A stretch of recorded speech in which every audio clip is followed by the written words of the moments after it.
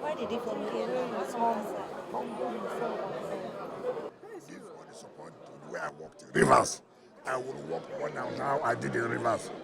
And to give Mr. President the enough support that will make him, of course, fulfill the yearnings of Nigerians.